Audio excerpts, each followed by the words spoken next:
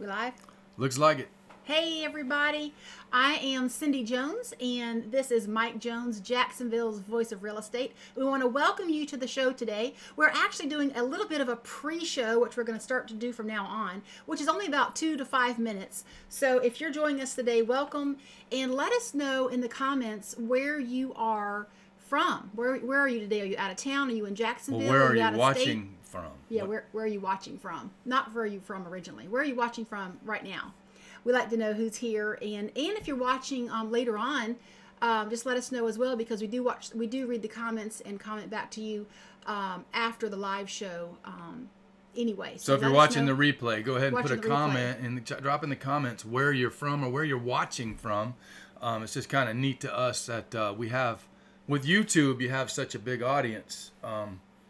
Is really cool. So we like to know where everybody's watching from.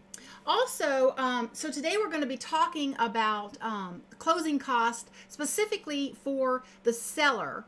So that's what we're going to be talking about today. If you happen to be in a contract right now, either to buy a house or to sell a house, or maybe your house is just for sale or you're thinking about it, let us know where you are in that process. Mike and I are actually in the process right now. We told you last week that we were purchasing a house. We were under contract. No, actually, 2 weeks ago, yes. Thanksgiving, which was a week before Thanksgiving.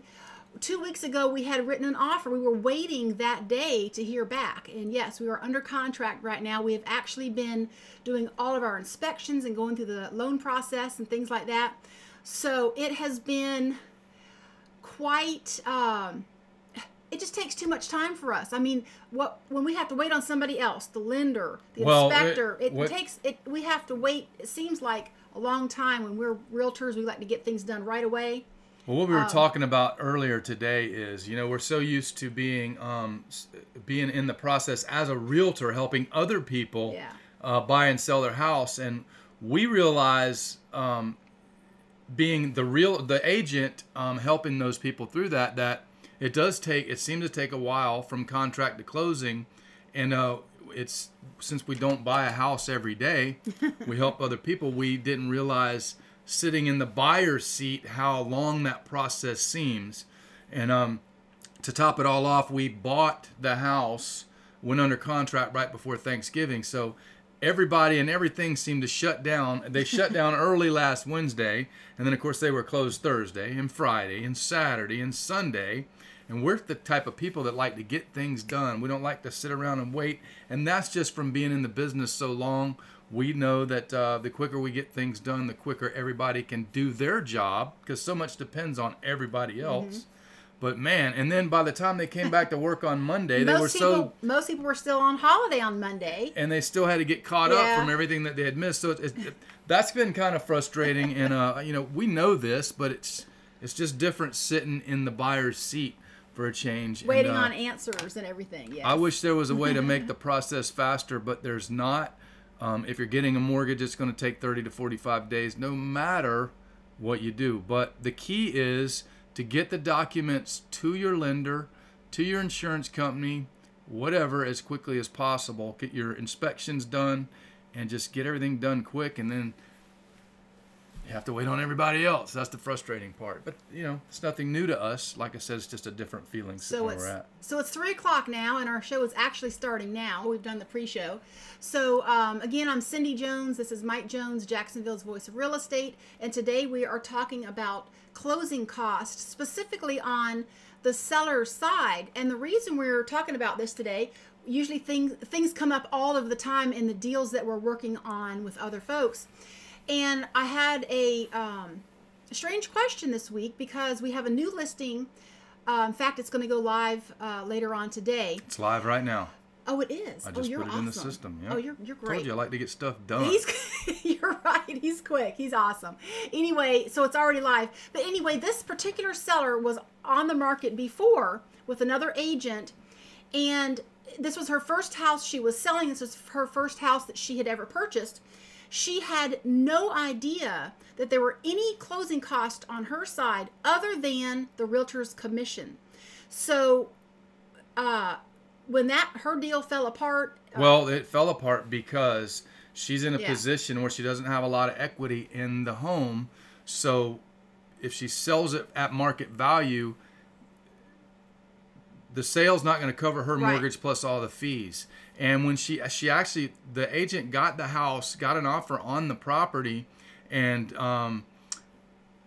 when the seller found out what her costs were going to Right. be, she had to back out because she was in a shortfall situation. She didn't have the money, so she was caught off guard, caught by surprise. Now, her agent should have explained to her Right. at the time she took the listing. Now, I don't know how other agents work, but Cindy and I, when we go to meet somebody to talk about listing their property, we give them an estimated sales expense based on what we come up with the seller as a list price. So at the listing, we give them an estimated expense sheet that breaks down all their closing costs. And at the same time, when we bring them an offer, we also bring them another expense sheet so they know what their bottom line is going to be before they actually agree to any offers. That wasn't the case with this agent and this seller. So I'll let you go ahead from there. Where were we? Oh, seller's closing costs. Seller's closing costs, Right, and right. why we started doing this video. Right. So Or why anyway, we wanted to do this video. We wanted to let everybody know that there are closing costs on both sides, not just the buyer side. So we are going to be going through that today, so you can understand what the closing costs are for a seller. So let me just go ahead and set this up. We're in Northeast Florida, and what is typical and standard for closing costs for a seller and typical and standard closing costs for a buyer in our area may be different from what is typical and customary in Right. your area. As a matter of fact, I can go 2 counties south from here and those costs are different. So what we're talking about is just for our area, Northeast Florida. If you want to know what your closing costs are in your area, find an agent or a real estate attorney or even a title company, and they can probably give you a real quick, you can print off a sheet. It's just a matter of plugging in some numbers. But the costs that are associated as a seller, not including real estate commissions. This is the actual sheet that I will give to a seller at the time that we list the property and at the time we present an offer. Now, this does not have the agent or the brokerage commissions in there. This is just everything besides that. The first thing that you have is doc stamps. You're going to have to pay those. Real estate agents, title companies, real estate attorneys have no control over this. It's a state tax that you Right. have to pay. There's no way around it. You have to pay this. If you sell the house to your brother without an agent, it doesn't matter. If you sell the house and transfer the deed, you're going to have to pay this tax. And here's how it's calculated. It's 0.007 times whatever the sales price is. And you can see this based on a $400,000 sale. The first column here, the doc stamps on that deed would be $2,800. So that's a fee that you're going to have to pay regardless. Okay? The next thing that you're going to have to pay is an owner's title insurance premium. And basically what that is, you have to pay that so the buyer moving forward is covered for any liens or encumbrances that come up after the sale. And if something does come up, like just say there's a roofer that pops up and said he put on a roof 5 years ago and never got paid, well, this is what covers that buyer moving forward. So you're going to have to pay an owner's title insurance premium, and here's how that's calculated in our area. Up to $100,000 in the value of the house, you're going to pay $5.75 per $1,000. For every $1,000, it's $5.75. If your house is between $100,000 and $1 million, you're going to pay $5 per $1,000. And of course, if it's $1 million to $5 million, you're going to pay, that's a misprint there, not $250 per thousand, but $2.50 per thousand. So forgive my error there. I was in a hurry to try to get this done. So you're going to pay those things right off the bat. And then typically here, where you're going to pay the title company or real estate attorney who's writing the insurance premium or the policy, you're going to pay them to do a title search. And this particular company that I use, Landmark Title, I use them all the time. They are a title company, but they're owned by a real estate attorney or a couple of real estate attorneys, and they're great. They do a great job. They charge $100 for to do the title search. It may be different depending on who you're using, but you're going to find they're usually within just a few dollars. Also, this particular company, Landmark Title, charges the seller $395 to handle the closing. Okay? The next two lines here, I left them blank. These are the real estate commissions, and no matter where you're at, real estate commissions are negotiable. The other things are a municipal lien search, and typically this is only asked for at the time that someone wants to make an offer, so it's not included here. A municipal lien search is, to find out if the city's got any liens against your property for maybe, not mowing the grass or whatever it is. I think it's about $80, $100 or something like that. There's some other fees that might be included, like you might be asked to pay for a survey. If there is a homeowners association, you're going to have to pay. Your homeowners association charges a fee, believe it or not, to let the title company or real estate attorney know how much you owe, or if you're paid up, or if you're behind. And those fees can range. It really depends on your homeowners association. Then, of course, if the buyer asks for a home warranty and you want to pay it, that's going to run you anywhere from $300 to $1,000 or more. Yeah, whatever it is. And these are negotiable items after you get a offer. So that's why it's not included in here. And of course, you're going to have to pay prorations for property taxes. So if you own the house January 1st and you close on October 10th, you're going to have to pay property taxes from January 1st to the day of closing, or October 10th in this example case. You're going to have to pay that. And you pretty much are going to give that as a credit to the buyer at closing, because property taxes are paid in arrears. And even if you've been paying property taxes in with your mortgage payment, you have to give that buyer a credit, because at the end of the year, that buyer is going to have to pay the full year's property taxes. Don't be alarmed. When your mortgage company gets your payoff and they close out your account, they're going to refund you any overages, which includes your escrows for property taxes. Okay? Some other things might be CDDs. If you're in a community where there are CDD fees, you're going to have to pay those prorations as well.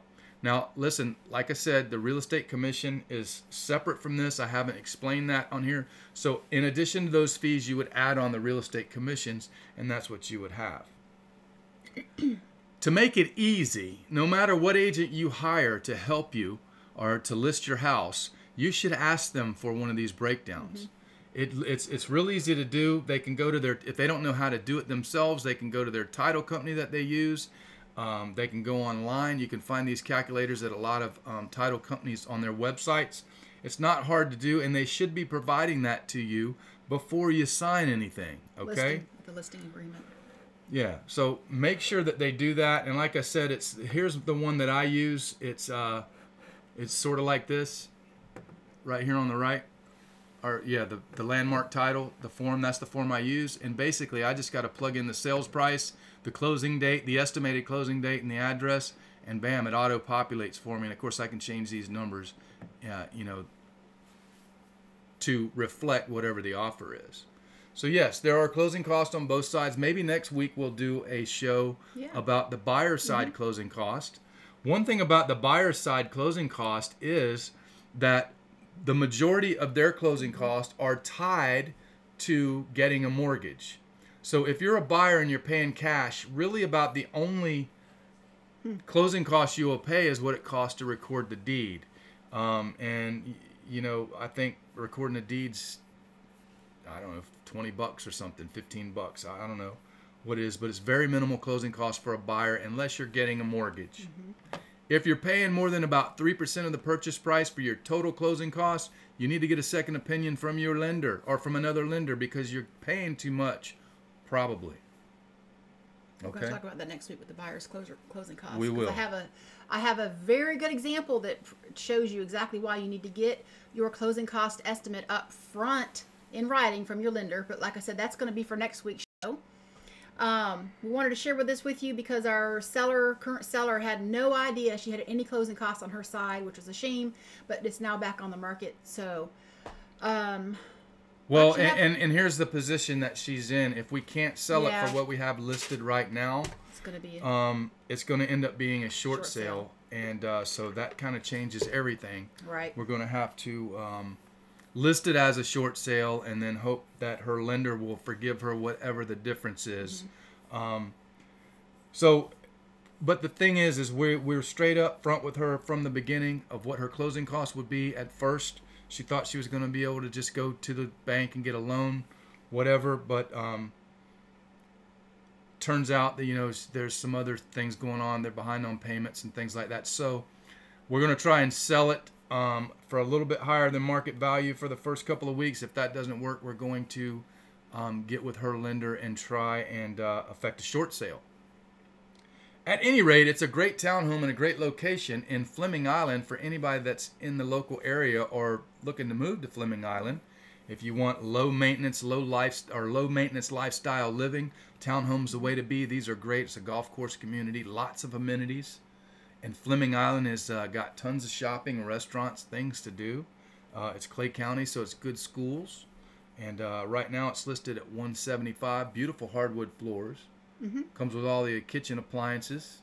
Got a nice little fenced backyard with a pavered patio. It's actually a very affordable price. It really is. It's lower than the average in this area, isn't it? Yeah. So, what else we got to talk about? I mean, that was quicker than I thought it was going to be. That was very quick. We did the pre-show today, and it's only not quite quarter after. But if anybody has any questions, please feel free to ask us right here while we're live. Or if you're watching after the show, like we said, go ahead and type in your question. We will answer that even after if you're watching it later on. Yeah, so we've actually been pretty busy. We've had a lot of houses that we had listed go under contract, and we've actually listed quite a few properties the last couple of weeks. We got one house, one townhouse. We met with a guy the other day that's out in Pablo Bay. Yes. Pablo Bay. We may be getting that listing as well. We may be getting that listing. We told him the importance of staging. It's an empty house right now. Has no emotion, no feeling to buyers that have gone in. He was on the market for 6 months with another company and expired really below the market. Still didn't sell. So we've given him some advice on how to prepare the house. To staging is everything. And we're going to actually, if he's willing to do that, we told him and showed him by looking at recent sales in there that he can get much more than what it expired for if he'll do that. And anyways, I'm confident we're going to get that listing. Maybe we will talk about it and show it to you next week. Very nice house. It's like brand new. The guy didn't even hardly live in it. It's 3 years old, but it doesn't look 3 years old. Beautiful tile floors. The kitchen's great big open concept floor plan. Granite countertops, great big island. Matter of fact, we kind of stood around that island while we were talking about the listing, or the possibility of listing it. Very nice house. Got a great big bonus room upstairs with you don't see this much. A lot of bonus rooms are just the bonus room, maybe a bathroom. This one actually has a bedroom off of the bonus room upstairs, which is really cool. A feature that you don't see too often. So we're very excited about it. That's going to be in the $430 to $450 range, and that one, if he takes our advice, we will sell that one quickly. And hopefully, the name of the game is to get multiple offers. We've done it before, and we can do it again. It actually surprises me. And I don't know why, but it does, that these houses that expire, and the first thing we do is look at the pictures, and it's a vacant, empty, it's a vacant house with no furniture in it whatsoever. There's no emotion to a buyer to get excited about that house. And I said it's like having a frame without a picture. When we say expired, we talk a lot in realtor speak, but expired means it's a property that was on the market and for some reason, whatever reason, didn't sell and it came off the market. We call it an expired listing. And unsold, unsold. We list a ton of those. We usually step in where other agents couldn't get the job done, and by just changing a few things, sometimes it makes all the difference. A lot of times we sell the houses for more than what it couldn't sell for before, so it's not always about price. A lot of times it's about condition, and if you condition it right, you hit that emotional chord when somebody walks through the door, you got them, and that's it. I mean, it's just like we told this seller, if you go to a model home, new construction where they're building new homes, the builder's going to show you a model that has absolutely every bell, whistle, furniture. It's got fake TVs on the wall, fake fruit in the bowls. I mean, they deck them out, and they know why. They know that it works. They wouldn't do it if it didn't work, and they sell these houses hand over fist. I have seen fist over buyers. hand, finger, hand, whatever. I have seen the buyers when they go into these model homes, y'all, and if your house is not close to what a model home is, you're missing the mark, because they're right now in St. Johns County, there is 4,000 new construction permits out there right now. You are competing with St. Johns County new construction. You're competing with new construction everywhere. So you've got to condition your house like theirs are. And those model homes are absolutely gorgeous. And I've had buyers tell me when they go into this, they usually have one floor plan. Well, no, actually 1, 2, or 3 floor plans. And every room in that house is staged to the max, every single room. And that's because every room that buyer goes through, they want it to keep that emotion very, very high. And when that buyer says, oh my gosh, Cindy, this is the one, this is what I want, they tell me, I want the same paint color, I want the same countertops, I want the same cabinets. They are extremely tied emotionally to that property. If you have an empty house that you're selling, you're going to take less later because that emotional attachment is not there. So that's a huge, huge thing that we tell people all the time. So I think it's about time to wrap up the show. It's a quick 17 minutes we've been on. We like to keep it down to 20 minutes or less. If you are buying or selling a house anywhere in the United States, we have been in the business a very long time. We have developed relationships with real estate agents, great real estate agents across the country. If you have a need to buy or sell and you want us to hook you up with an agent that will fit your needs and not theirs, let us know. We can help you out. So we're just a quick phone call away. Our number's at the bottom of the screen. And also, like I said, if you have any, or I haven't said it yet, but if you have questions about real estate, drop them in the comment section below, especially if you're watching the replay. We will answer them either right there in the chat, in the comment section, or we'll do it in the video, just depending on when you drop that in there. Let us know where you're watching from. We'd appreciate it. We appreciate you watching and being here. And we hope that you'll subscribe to our YouTube channel. Also, I want you to go over and check me out on Instagram. If you would, I'm at Mike Jones Jax FL. Post a lot of cool stuff there. Cindy's got to go show property. Again. That's why we have to make sure that we don't miss the mark here. She's got an appointment. And until next week, we'll see you later. Bye.